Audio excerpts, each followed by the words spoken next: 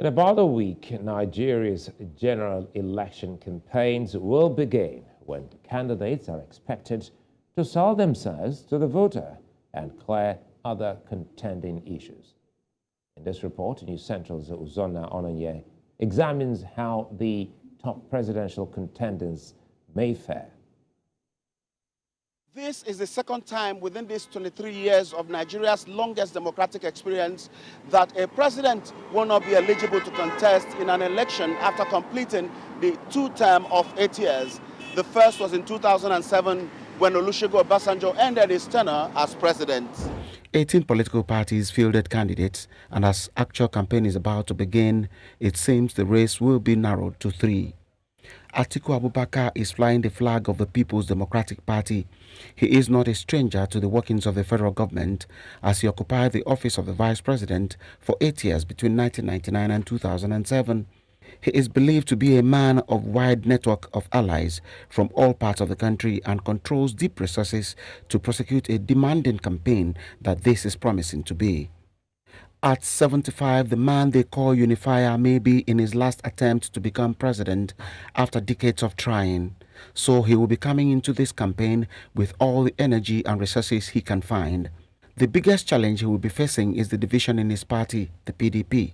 Atiku Abubakar's bid to contest for presidency against what is perceived a popular view of power shift to the south dug a ditch between leaders, a situation made worse by the refusal of the national chairman to step down after the presidential candidate emerged from his region.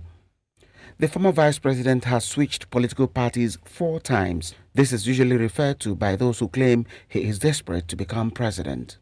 Bola Tinubu is the candidate of the All Progressives Congress. His party controls Nigeria's government at the center. Many say he ranks among the most astute politicians to ever come out of the country. A man of large war chest whose greatest wealth is in human capacity. Asiwaju Bola Tinubu has those who rode on his back to prominence at every corner of national politics.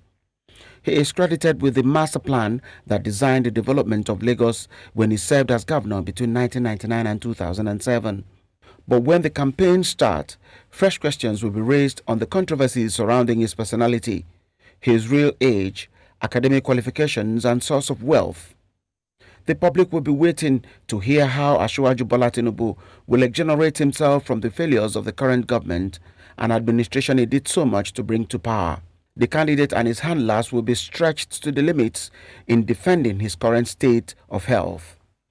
The candidate of the Labour Party, Peter Obi, is seen as a prudent man who will not engage in reckless squandering of national wealth as witnessed in successive governments. At a time when many state governors drag their states into the pit of debt, Mr. Obi, while leaving office as the governor of Anambra State in 2014, handed over 80 billion naira to his successor.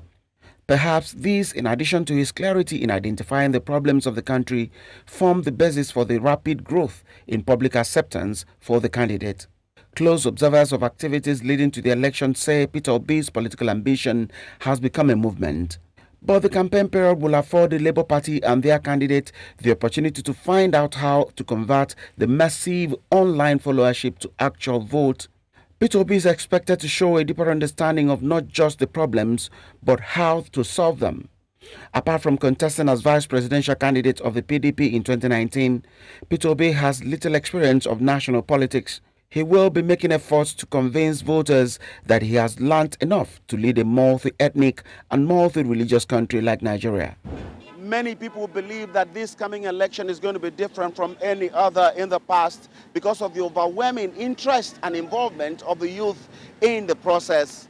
Perhaps this is the time for political parties and their candidates to find other ways of getting people to vote instead of those other things that they used to do in time past. Uzonna Ononye, reporting for News Central.